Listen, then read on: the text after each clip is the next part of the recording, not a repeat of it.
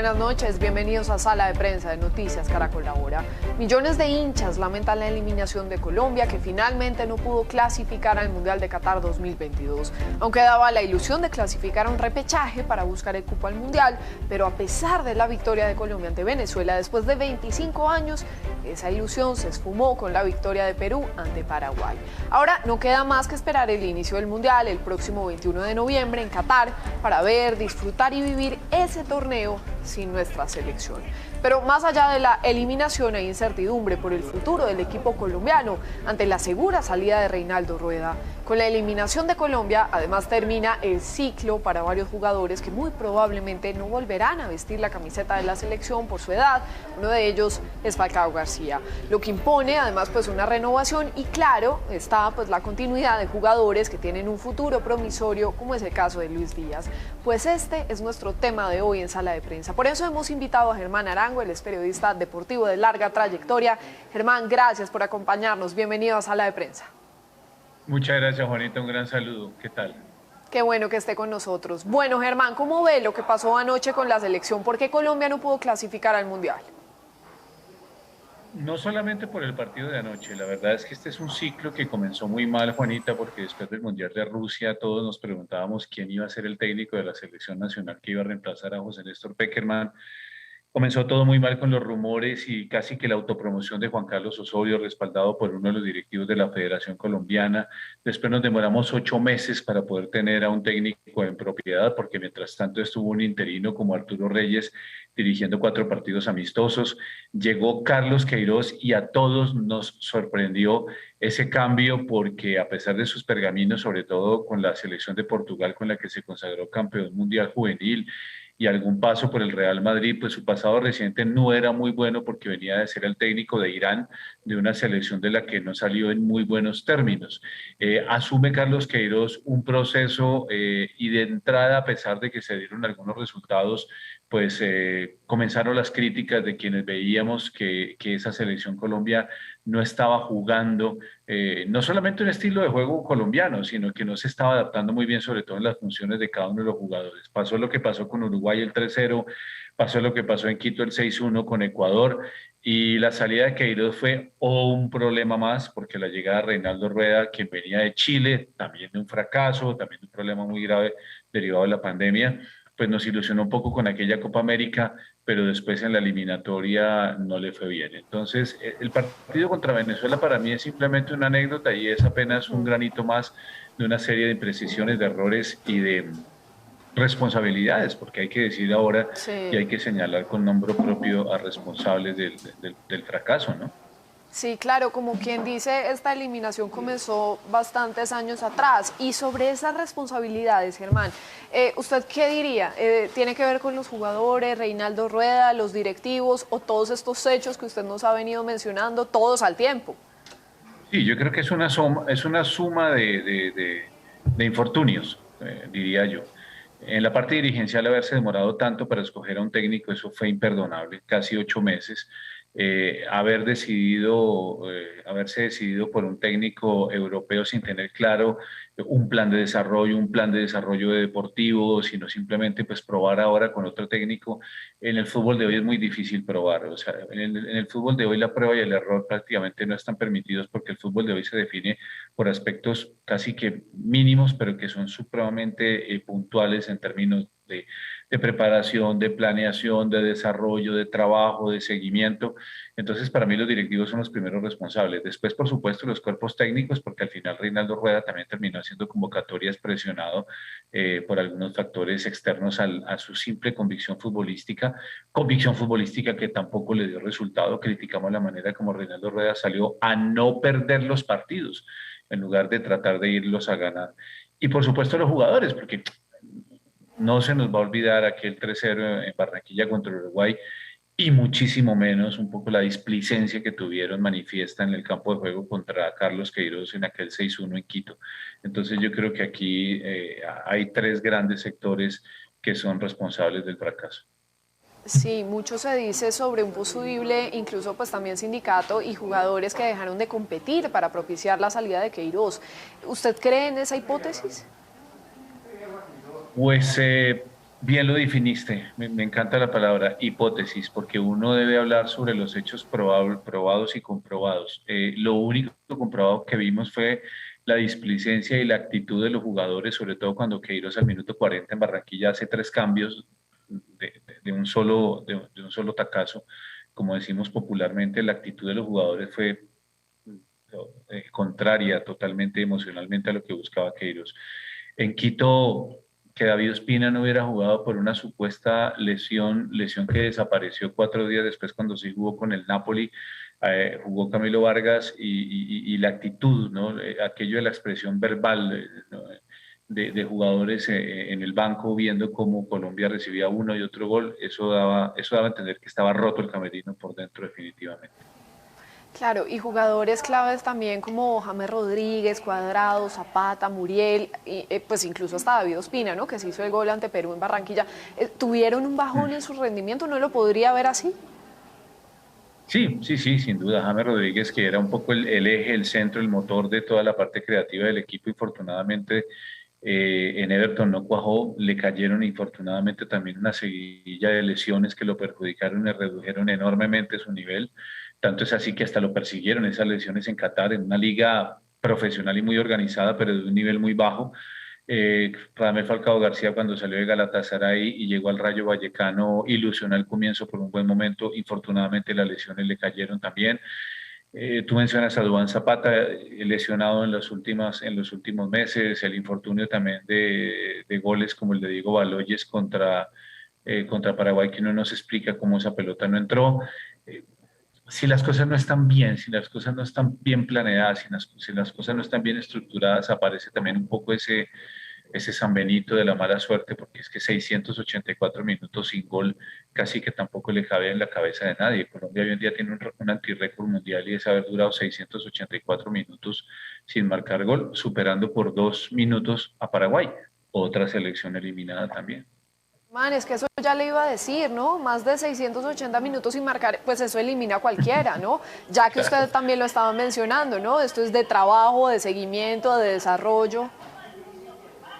Sí, claro que también hay que decir una cosa, ¿no? Casi que es inconcebible que una selección como la de Perú, que clasifica al repechaje, tiene -3 en el gol diferencia. Estuvimos asistiendo a una eliminatoria suramericana, yo creo que por debajo en el nivel. De hecho, los puntos que se logran, Perú hace un punto más que Colombia, Colombia hace 23 e igual a la pésima campaña que había hecho para el Campeonato Mundial de Sudáfrica en el año 2010 y Perú pues hace 24 puntos pero con -3 en el gol diferencia. Si tú ves la tabla, literalmente Brasil y Argentina fueron infinitamente superiores a los demás.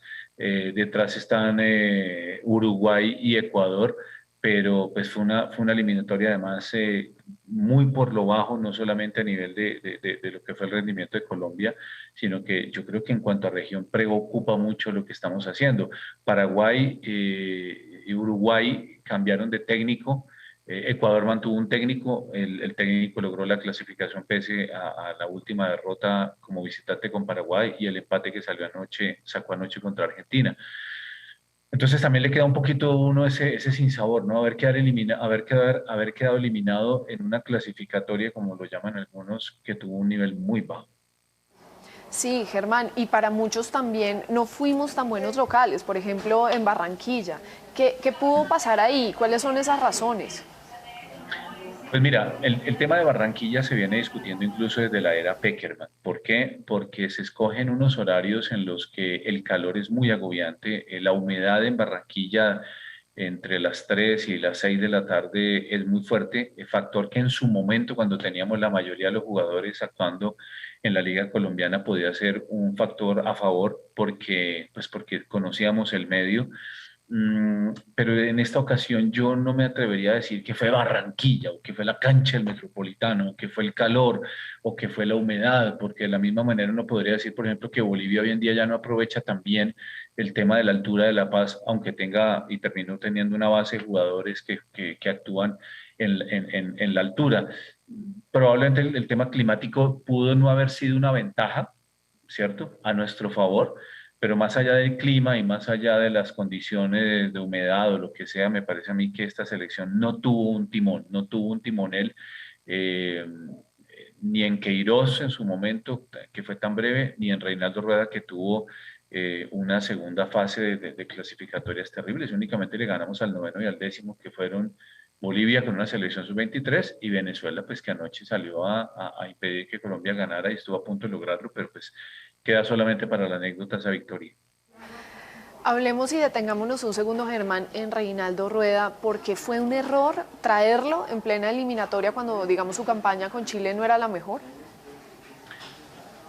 Pues qué pena insistir, pero para mí el error comenzó con el tema Queiroz. Entonces, la salida de Queiroz ya era un Sí. problema y ya era una dificultad muy, muy complicada.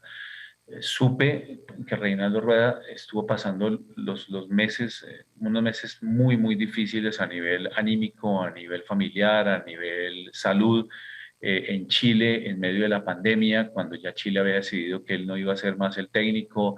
Es un hombre muy honrado, es un hombre muy honesto, como persona es un ser intachable, y al llegar a Colombia tal vez llegó con esa ansiedad de tratar de recomponer todo, pero al fin y al cabo venía pues con una mala campaña con la selección de Chile. Vamos a una Copa América en donde él trata de montar un esquema futbolístico que le diera resultados, pero después en la eliminatoria varía los convocados, vuelve a llamar referentes que no estaban pasando por su mejor momento, desesperadamente comienza a hacer alineaciones buscando no perder. Entonces yo creo que sí, todo ese ambiente alrededor de Reinaldo no lo favoreció. Me parece que además estuvo muy solo en el cuerpo técnico. Si algunos criticaban que José Néstor Peckerman llegó a tener hasta 14 miembros en el cuerpo técnico, porque tenía incluso analistas de los rivales que nunca estaban en un partido de Colombia, sino analizando al rival. Lo que hizo Reinaldo Rueda fue rodearse de 4 o 5 personas únicamente, y yo insisto, hoy en día manejar una selección nacional donde el 90% de sus componentes están por fuera en otras ligas, necesita tener un equipo mucho más robusto y mucho más fortalecido. Y Reinaldo Rueda, a mi modo de ver, se quedó muy solo. Al lado de Bernardo Redín, como asistente técnico, no fue suficiente para tratar de superar los problemas de la crisis de resultados y de la crisis del propio fútbol, que terminó desencantando a la afición colombiana, ¿no? Claro, claro. Entonces, devolviéndonos un poco, Germán, digamos que la contratación de Carlos Queiroz fue sin duda entonces un desacierto, ¿no? Porque para muchos no conocía nuestro medio y también se siguen oyendo, ¿no? Muchas voces, memes y demás, pues que aseguran que los problemas comenzaron también con la salida de José Peckerman. Sí, de todas maneras la salida de José Peckerman era un hecho. Después del Mundial de Rusia había un sector de la dirigencia de la Federación Colombiana de Fútbol que le había dado el portazo, no quería más continuar con el tema Peckerman.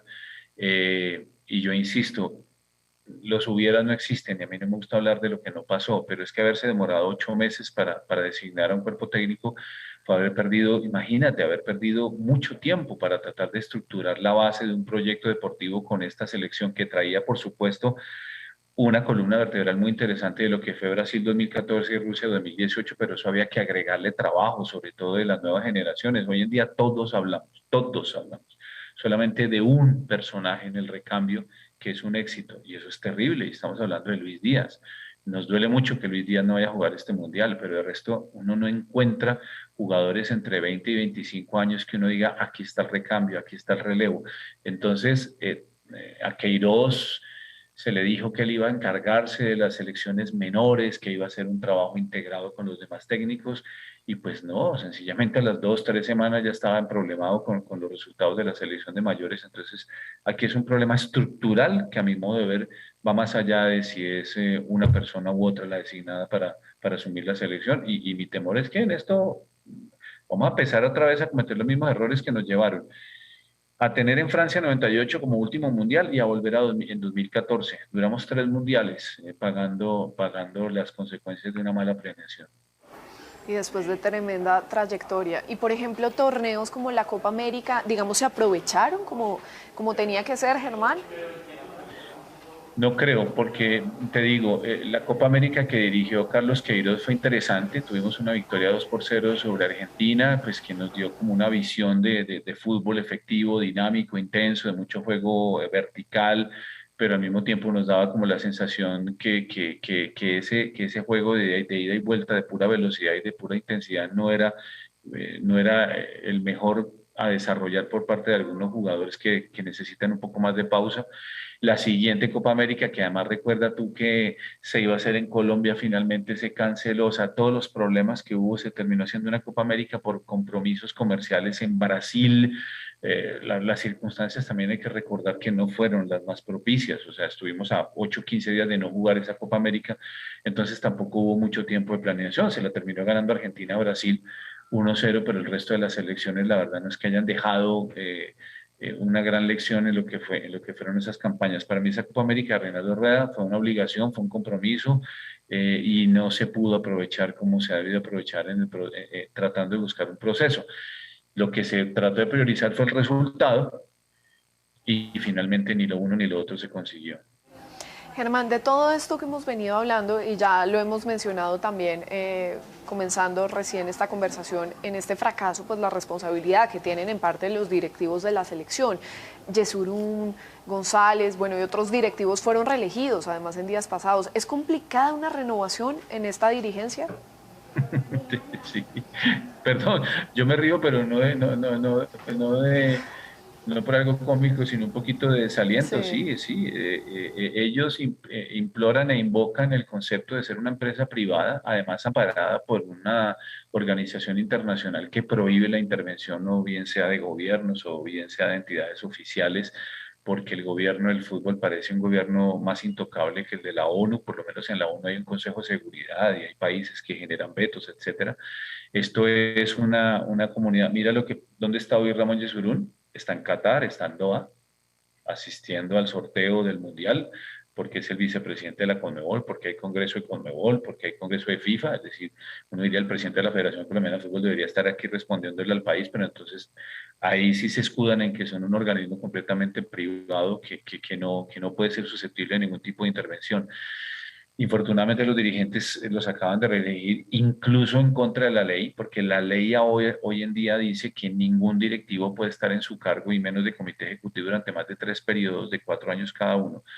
Y el señor Álvaro González Alzate ya se me perdió la cuenta de cuántos años lleva siendo presidente de la división aficionada y lo reeligen. Entonces, pues sí, infortunadamente, además recuerdo una cosa, fue un comité ejecutivo y unos dirigentes, tanto a nivel corporativo como individual, sindicados por un organismo, por la Superintendencia de Industria y Comercio, sobre el tema de la reventa de las boletas, una multimillonaria multa de más de 16.000 millones de pesos y pues bueno, todo sigue igual.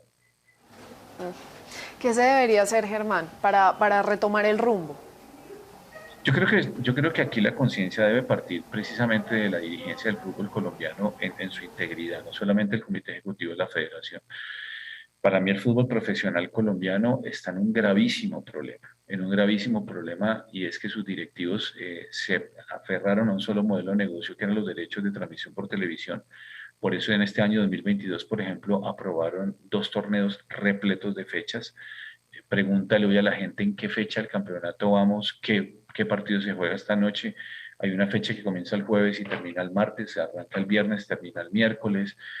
Ya los técnicos se están quejando de eso, una cantidad de jugadores lesionados, poco tiempo de hacer planeación, entrenamientos, procesos de repeticiones de sistemas de juego.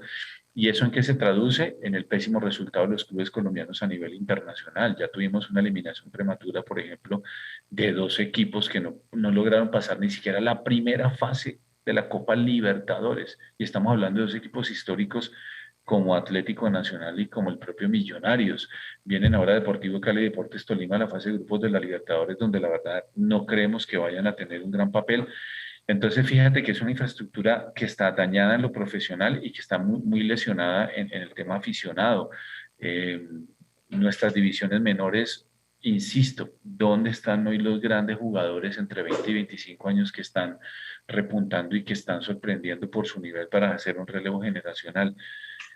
Me sobrarían los dedos yo creo que hasta de una mano para mencionar 3 o 4 casos que uno dice van por buen camino. Entonces yo creo que hay que hacer una reestructuración a nivel organizativo, a nivel administrativo, para integrar el fútbol en una sola causa, porque hoy en día el fútbol aficionado en algunos casos se enfrenta al fútbol profesional por un tema de poder y de política. Entonces creo que son una serie de cambios estructurales, administrativos y dirigenciales que entre más se aplacen, pues más grande va a ser el problema. Sí, además esta decisión que viene, ¿no? Porque entonces, técnico nacional o extranjero, ¿qué prefiere Germán? Yo, yo prefiero ver un plan de desarrollo deportivo, Juanita. Yo quisiera saber que la federación nos diga cuál es el plan de desarrollo, dónde están en su momento, por ejemplo, tuvimos técnicos como Francisco Maturana, que fueron asesores técnicos e incluso pagados por la propia FIFA para mirar cuál es el desarrollo de nuestro fútbol. Yo sobre si es extranjero, colombiano, la verdad, esa discusión yo no quisiera darla porque yo primero quiero ver es cómo vamos a evitar que nos pase, insisto, lo que nos pasó entre Francia 98 y Brasil 2014. ¿Tú recuerdas? Eduardo Lara, Francisco Maturana, Chiqui García, el propio Reinaldo Rueda, todos fracasaron en el intento de regresar a una selección Colombia a un campeonato mundial. Y no se nos olvide que cuando llegó José Néstor Peckerman, ahí sí hubo una intervención del gobierno de entonces por el escándalo del Bolillo Gómez golpeando a una dama que dijeron no podemos dejar esta imagen, traigan un técnico extranjero. Si no hubiera sido por eso, no hubiera pasado lo que pasó, pero no fue por una planeación, no fue por un plan de desarrollo deportivo, fue porque llegó Peckerman, iba a ser otro, y cuando hace otro le ofrecieron un proyecto y se le atravesaron un par de dirigentes, lo sacaron corriendo y llegó Peckerman. Bueno, funcionó, bueno, para algunos fue un fracaso, para mí por el contrario, es lo único que tenemos para mostrar en el fútbol colombiano en los últimos 20 años. Sí, mire qué importante que es hacer memoria sobre todo eso. Ya para ir terminando, también a manera de conclusión, Germán, para usted, ¿qué jugadores, digamos, ya terminaron ese ciclo, no van a volver a la selección y a quienes sí ve con mucho futuro para ser parte de esa renovación? Hombre, hablemos de edad, como para tratar de ser objetivos y también un poco del tema físico, de rendimiento, de desgaste. Yo veo que el Tigre Radamel Falcao García ya es historia en esta selección Colombia. Eh, yo creo que James tiene 30 años, pero el futuro de James es incierto. No sabemos dónde va a jugar. Si sigue jugando en ligas menores como la Liga de Qatar, si siguen recrudeciéndose las lesiones en el sóleo, la parte posterior muscular de James está complicada, tampoco lo vería. Eh, Juan Guillermo Cuadrado es un hombre que se ha sostenido muchísimos años en el nivel top de competencia en el fútbol italiano, pero yo creo que ya la responsabilidad de Colombia también le comienza a pesar. Yo no descartaría a David Ospina bajo ninguna circunstancia. David me parece que, bueno, tú no recuerdas que se hizo el gol contra Perú, pero hasta los grandes arqueros que han pasado a la historia se han hecho goles tontos. Yo no lo descartaría. Y creo que infortunadamente no se pueden hacer grandes descartes porque, insisto, ¿dónde está el relevo? ¿Sí? ¿Dónde está el relevo? No lo veo. Yo no veo un grupo de una selección sub-20 que hoy en día tenga dos, tres goleadores, dos, tres mediocampistas que uno diga, no, pues estos muchachos, sí, tenemos algunas figuras que incluso han salido del país, pero no se destacan hoy como para decir ellos están en el relevo. Entonces, yo esa lista de los que deben salir la dejaría simplemente en los que te acabo de mencionar, porque insisto, primero quiero saber dónde está el relevo. Sí, sin dudas. El análisis de Germán Arango, periodista deportivo de larga trayectoria sobre la renovación que necesita la selección Colombia, desde su dirigencia, desde concretar planes, ¿no? Hacer seguimiento, trabajo, desarrollo. Gracias, Germán, por su tiempo y por explicarnos No, tanto de esto. Muy amable. no, por favor, a ustedes muchísimas gracias, un abrazo y bueno, hagámosle fuerza a la selección femenina. Mira, Juanita, lo irónico de esto, ¿sabes cuál es el único éxito de esta Federación Colombiana de Fútbol, el fútbol femenino, pese a que no lo apoya? Campeonas panamericanas. Y ahorita viene la sede de la Copa América Femenina, pues apoyemos por lo menos a la femenina, a ver si con eso Tremendo. pasamos el trago amargo de la masculina. Y tremendo dato, además, para terminar, la cereza en el pastel, la selección femenina. Gracias, Germán, de verdad, un gusto. Un abrazo. Un gusto, un gran abrazo. Que estés bien, muy bien. Hasta aquí, Sala de Prensa. Los dejamos con nuestro contenido. Sigan conectados. Buenas noches y hasta la próxima.